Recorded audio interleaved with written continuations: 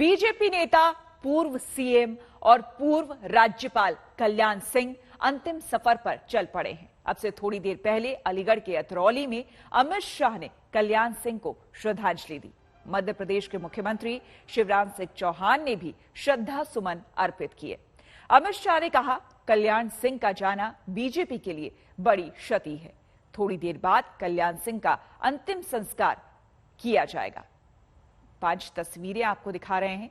प्रधानमंत्री मोदी कल पहुंचे थे उन्हें श्रद्धा सुमन अर्पित करने के लिए, श्रद्धांजलि अर्पित करने के लिए, और आज अंतिम सफर पर जब वो निकल पड़े हैं तो अमित शाह पहुंचे हुए हैं, योगी आदित्यनाथ हैं और मध्य प्रदेश के मुख्यमंत्री भी शिवराज सिंह चौहान मौजूद हैं उनकी अंतिम यात्रा में शामिल होने के लिए। ये थोड़ी देर के पहले की तस्वीरें आपको हम दिखा रहे हैं जब उनका पार्थिव शरीर, कल्याण सिंह का पार्थिव शरीर अंतिम दर्शन के लिए रखा गया था। आज मैं यहाँ श्री कल्याण सिंह जी के अंतिम दर्शन के लिए आया हूँ। श्री कल्याण सिंह जी का इस दुनिया से चले जाना भारतीय जनता पार्टी के लिए बहुत बड़ी क्षति है। उनके जाने के साथ ही भारतीय जनता पार्टी ने अपना एक दिग्गज और हमेशा संघर्षरत रहने वाला नेता खोया है और देश भर के दबे कुचले पिछड़ों ने और विशेषकर उत्तर प्रदेश के दबे कुचले पिछड़ों ने अपना एक हित चिंतक गंवाया है। राम जन्मभूमि आंदोलन के श्री कल्याण सिंह जी बड़े नेता रहे और राम जन्मभूमि आंदोलन के लिए सत्ता त्याग करने में तनिक भर भी उन्होंने सोचा भी नहीं। जब श्री राम जन्मभूमि का शिलान्यास हुआ उसी दिन मेरी बाबूजी से बात हुई थी। बड़े हर्ष और संतोष के साथ बताते थे कि मेरे जीवन का लक्ष्य आज पूरा हो गया।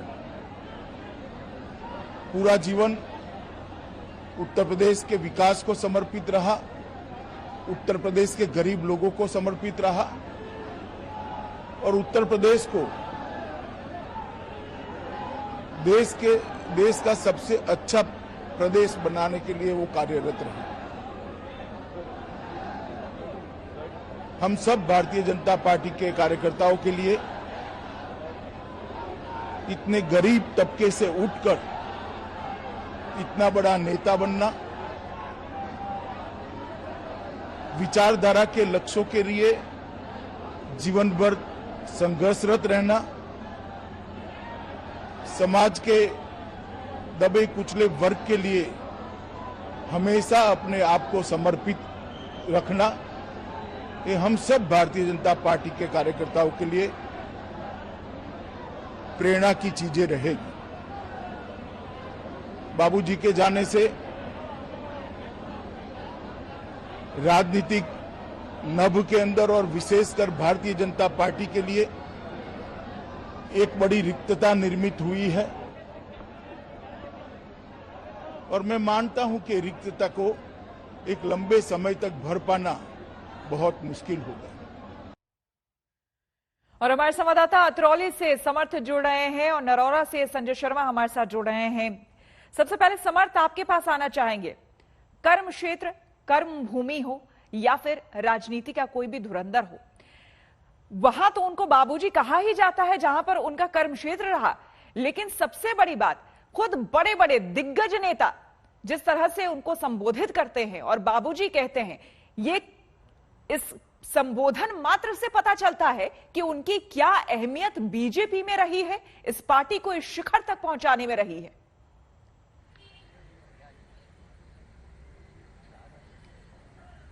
बाबूजी यकीनन एक शख्सियत थे और आज उनकी अंतिम यात्रा निकल चुकी है। जिस तरह से आपने बताया, भले गृह मंत्री अमित शाह हो, प्रधानमंत्री नरेंद्र मोदी हो या योगी आदित्यनाथ हो, हर बड़ा नेता भले कल लखनऊ में सरकारी आवास पर आना हो प्रधानमंत्री का, या आज अमित शाह का यहां पर अलीगढ़ में आकर संबोधन में कहना हो कि भाजपा के लिए एक ऐसी क्षति है जो आने वाले वक्त में उसको भर पाना एक बड़ी समस्या होगी भाजपा के लिए, और न केवल भाजपा के लिए, पूरे उत्तर प्रदेश की राजनीति के लिए ये एक गहरे सदमे की तरह है। बाबूजी का जो कनेक्शन था अलीगढ़ से अतरौली से, वो बहुत अहम था। इस सीट पर वो कई बार विधानसभा चुनाव में जीते भी आगे। इसके अलावा जो भीड़ यहाँ पर उमड़ी वो देखने लायक थी। अतरौली में आपको बताऊं, जो जनयात्रा की यात्रा है, जो आखिरी यात्रा है, वो लगभग स्टेडियम से अलीगढ़ के 9 बजे निकली और करीब होते होते समझ लीजिए 11:30 बजे तक अतरौली पहुंची, और अभी 1 बजे अराउंड यहां से बुलंदशहर की तरफ निकलेगी, जहां पर लगभग 3 बजे गंगा घाट के निकट अंतिम संस्कार किया जाएगा। आप शिवराज सिंह चौहान ले लीजिए, मध्य प्रदेश के चीफ मिनिस्टर हो, गृह मंत्री अमित शाह हो, या वीके सिंह हो केंद्रीय मंत्री, या फिर आनंदीबेन पटेल यूपी गवर्नर हो, हर बड़ा राजनेता आकर इस वक्त आहुति दे रहा है, एक तरह से अंतिम दर्शन कर रहा है उस नेता के जिसने न केवल उनको केवल राम जन्मभूमि के लिए ही नहीं बल्कि और भी कई विकास कार्यों के लिए जो है याद किया जाएगा। एक समय जब उत्तर प्रदेश में चीटिंग चरम पर थी एग्जाम्स में, तो वो ऐसे कानून ले आए थे जिससे उस पर रोक लगाई गई थी। राम जन्मभूमि मूवमेंट में जिस तरह से वो नेता के तौर पर उभर कर आए थे, यूपी बीजेपी चीफ बनाए गए, सीएम बनाए गए, और सबसे अहम बात तो ये थी उन्होंने साफ कह दिया था कि मैं कार सेवकों पर गोली नहीं चलाऊंगा जी। तो इस तरह के बयान, इवन उन्होंने अपनी सीएम पोस्ट तक त्याग दी थी। एक बड़ी चीज थी। अमित शाह ने इस बात का अपने आज स्पीच में जिक्र भी किया। तो एक बड़ा लॉस है, न केवल भाजपा के लिए बल्कि पूरे प्रदेश की जो राजनीति है उसके लिए। नरौरा चलते हैं संजय शर्मा के पास। संजय, जिस तरह से समर्थ बता रहे थे कि अभी वक्त लगेगा, क्योंकि जिस तरह से लोगों का तांता लगा हुआ है श्रद्धांजलि देने के लिए कल्याण सिंह को, वो खत्म होने का नाम नहीं ले रहा है। आपके पास क्या कुछ जानकारी, कब तक वहां नरौरा उनका पार्थिव शरीर पहुंचेगा और आगे अंतिम संस्कार को लेकर क्या कुछ कार्यक्रम?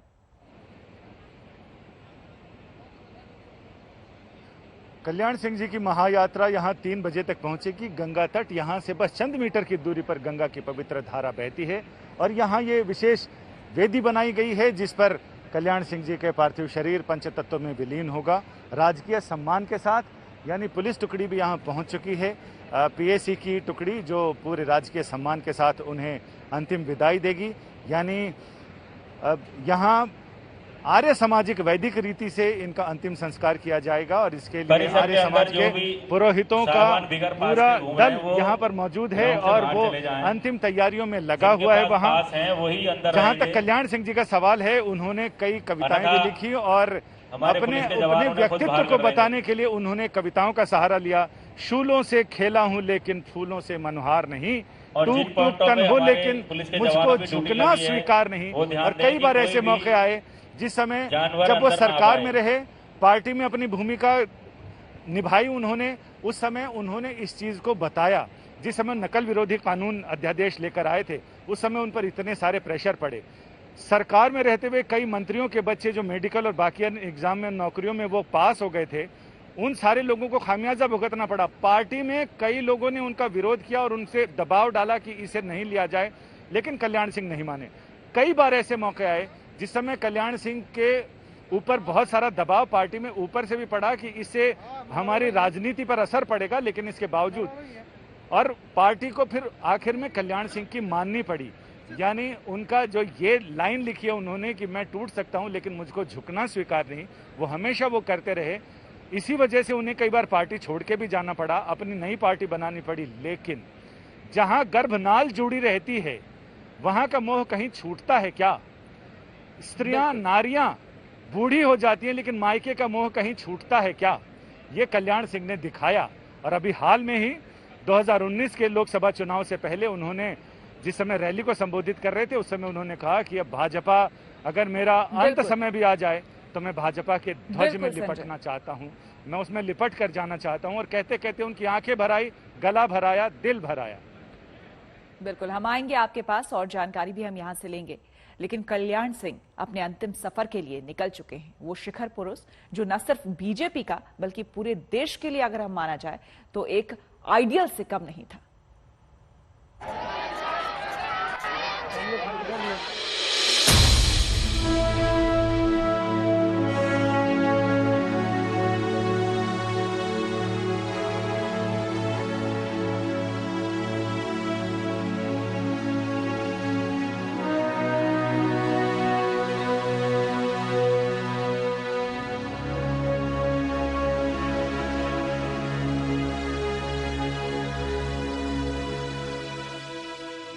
वो सिर्फ एक और नेता नहीं थे, वो सिर्फ विधायक, मुख्यमंत्री और गवर्नर रहने वाले एक और शख्सियत नहीं थे। कल्याण सिंह वो शिल्पकार थे जिन्होंने न सिर्फ बीजेपी की राजनीति गढ़ी, बल्कि वो देश की राजनीति का एक अध्याय थे। जो कमंडल और मंडल आज बीजेपी की राजनीति का सबसे बड़ा दाव है, उस दाव के पहले रणनीतिकार और चेहरा तो वही थे। 6 दिसंबर 1992 को अयोध्या में जो घटना घटित हुई है, मैंने उसकी पूरी जिम्मेदारी अपने ऊपर ओढ़ ली है। मैं भगवान प्रभु श्री राम को उनके चरणों में प्रार्थना करता हूं कि प्रभु राम कल्याण सिंह जी को अपने चरणों में स्थान दे। गुंडा राज का खत्म करने का त्योहार, अमन चैन का राज शुरू होता है उसका त्योहार, अपनी तकदीर बनाने का त्योहार। कल्याण सिंह जी भारत के कोने कोने में एक विश्वास का नाम बन गए थे, एक प्रतिबद्ध निर्णयकर्ता का नाम बन चुके थे। कल्याण सिंह बीजेपी के नेताओं के लिए बाबूजी के तौर पर सम्मानित थे, लेकिन राजनीति का उनका कद ऐसा था कि धुर विरोधी मुलायम सिंह यादव हो या मायावती, सबने उत्तर प्रदेश की राजनीति में उनकी राजनीतिक हैसियत को समझा।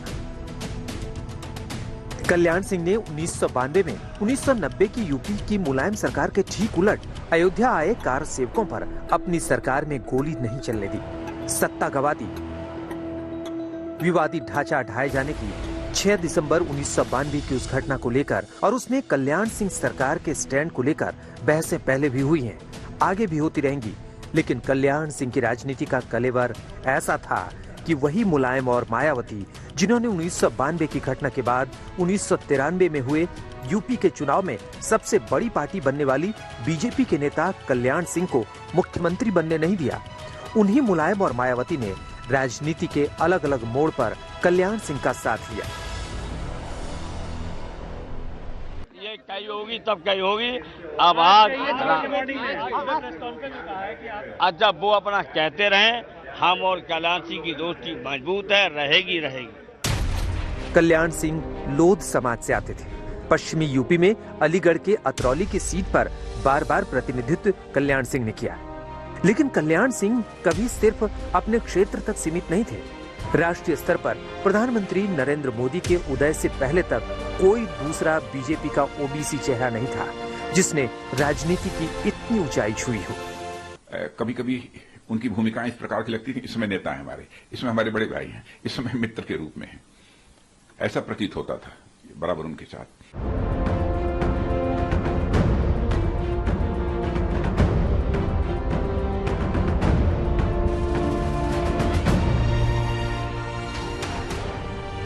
कल्याण सिंह विनम्र थे, मिट्टी से जुड़े थे। वो एक ऐसे नेता थे जो अपने युग में उत्तर प्रदेश के हर जिले में कार्यकर्ताओं से सीधा जुड़ाव रखते थे। लेकिन उसी कल्याण सिंह में अक्कड़ मिजाजी भी थी। राजनीति को अपनी शर्तों पर जीने का साहस था। मान सम्मान स्वाभिमान की कीमत पर कभी कोई पद नहीं चाहूंगा। बड़े से बड़ा जोखिम मोल लेने में जरा भी हिचके नहीं। 1999 में जब पूर्व प्रधानमंत्री अटल बिहारी वाजपेयी अपने करियर के शिखर पर थे और गैर कांग्रेसी सरकार के प्रधानमंत्री के तौर पर अपना रुतबा कायम कर चुके थे, जो वाजपेयी नेहरू युग के युग वाली जनसंघ और फिर बीजेपी की राजनीति के शिखर पुरुष रहे थे, उस वाजपेयी से कल्याण सिंह की अनबन हो गई थी। कल्याण सिंह के लिए बीजेपी का रास्ता बंद हो गया, लेकिन 2004 में जब कल्याण सिंह बीजेपी में लौटे तो यूपी में बीजेपी बेहद कमजोर हो चुकी थी। 2009 में कल्याण सिंह अपनी पार्टी बनाकर बीजेपी से अलग हुए थे। उस दौर की राजनीति में उनके मिजाज से काम नहीं हुआ। प्रधानमंत्री श्री अटल बिहारी वाजपेयी आज बहुत ही चैन की नींद सोएंगे। 2013 में जब वो बीजेपी में दोबारा आए तो अब की बार पीछे की सारी ताही बिसार कर आए।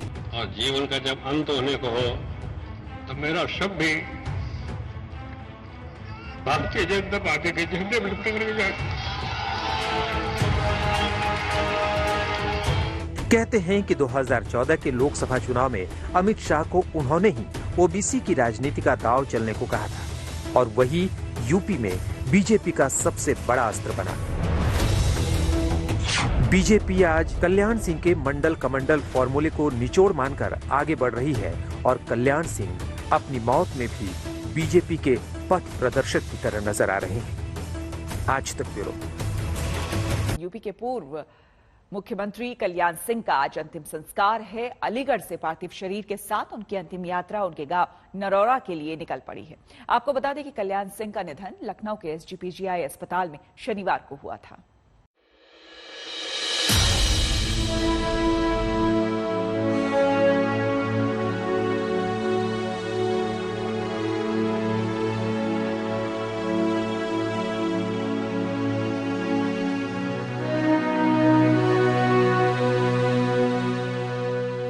आंखें नम हैं, शोक की लहर है।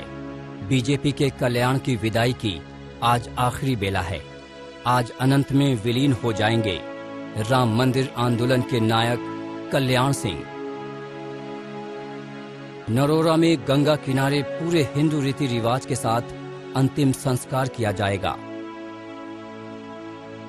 बीजेपी के लिए इस शून्यता को भरना आसान नहीं। कल्याण सिंह के अंतिम संस्कार में कई बड़े नेता मौजूद रहेंगे। आज तक से बातचीत में कल्याण सिंह के बेटे और बीजेपी सांसद राजवीर सिंह ने बताया कि अंतिम संस्कार में गृह मंत्री अमित शाह और रक्षा मंत्री राजनाथ सिंह भी मौजूद रहेंगे। वहीं आनंदीबेन पटेल और उमा भारती भी शामिल होंगी। एमपी के सीएम शिवराज सिंह भी गम के इस मौके पर परिवार के साथ आखिरी यात्रा में शामिल होंगे। नरौरा में अंतिम संस्कार होगा जिसमें रक्षा मंत्री जी भी आ रहे हैं, अमित शाह जी भी आ रहे हैं, 2 गवर्नर आ रहे हैं और भी लोग आ रहे हैं। बीजेपी के लिए कल्याण सिंह का मतलब क्या था, इसका अंदाजा पीएम मोदी के बयान से लगाया जा सकता है। उन्होंने जीवन ऐसे जिया कि उन्होंने अपने माता पिता ने उन्हें जो नाम दिया था नाम को सार्थक किया।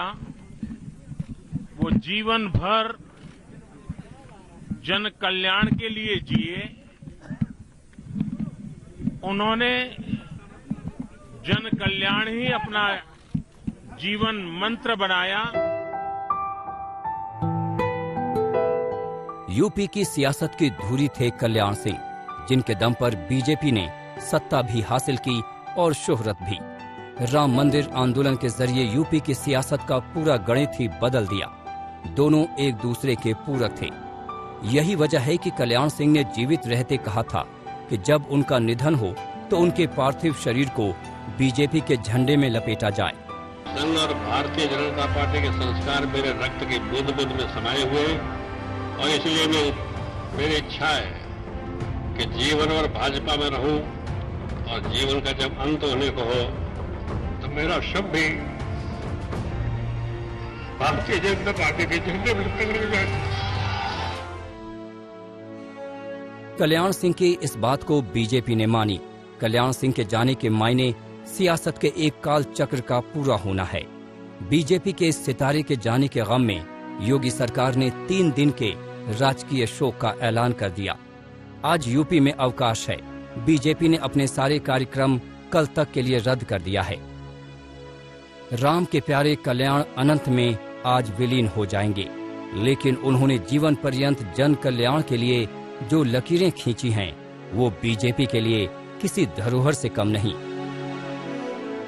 अलीगढ़ से समर्थ श्रीवास्तव के साथ आज तक ब्यूरो। कल्याण सिंह अब यादों में हैं, मगर कल्याण सिंह भारतीय राजनीति के ऐसे शिखर पुरुष रहे हैं जिन्होंने राम मंदिर की राजनीति के चलते बीजेपी को सत्ता के सिंहासन तक पहुंचाने में एक अहम भूमिका निभाई थी। उनकी राजनीति के चक्र में सभी दलों के नेता शामिल थे। कर्म, कर्मठता, कुशलता, मानवीय व्यक्तित्व के ये भाव जब एक सूत्र में पिरोए जाते हैं तो सियासत में वो सितारा बनता है जिसे कल्याण सिंह कहते हैं। जैसा नाम वैसा ही काम, वक्त कोई भी हो, स्थिति कोई भी हो, हालात कोई भी हो, राजनीति के इस कर्मयोगी के मन में सिर्फ लोगों के कल्याण का भाव था। यही वजह है कि कल्याण सिंह हर किसी की यादों में बसे हैं। कोई उन्हें संघर्ष की मिसाल बता रहा है, कोई मंदिर आंदोलन का महानायक और किसी की यादों में वो पिछड़ों के मसीहा हैं, जिनका जीवन लोक कल्याण में ही लगा रहा। उन्होंने शासन में शुचिता, दृढ़ता, मूल्यों और आदर्शों के प्रति अपने कार्यकाल के दौरान जो आदर्श प्रस्तुत किए थे वो आज भी मानक बने हुए हैं। कल्याण सिंह का कद हमेशा उनके पद से ऊंचा रहा। हर पार्टी का नेता कल्याण सिंह से अलग जुड़ाव महसूस करता था।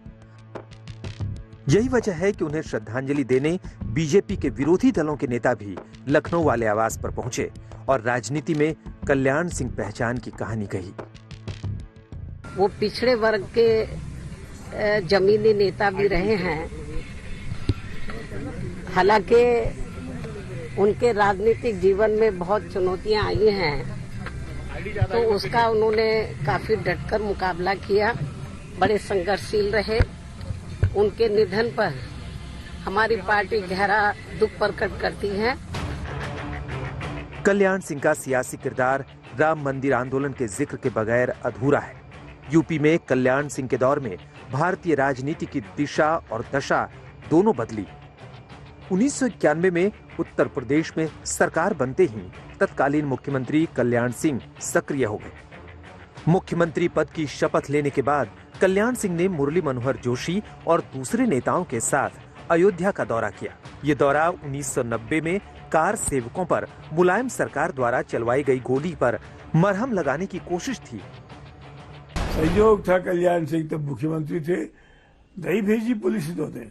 मुलायम सिंह कह चुके थे कि हम परिंदे भी वहां पर नहीं मार पाएगा, हमारी पुलिस इतनी जोरदार काम करेगी, परिंदा भी नहीं पर मार पाएगा बाबरी मस्जिद में। लेकिन कल्याण सिंह ने आते ही तय कर लिया कि कार सेवक शांतिपूर्वक रहेंगे, उन पे कोई लांछन नहीं लगना चाहिए, वो हिंसक नहीं होंगे, तो फिर क्यों पुलिस भेजी जाए।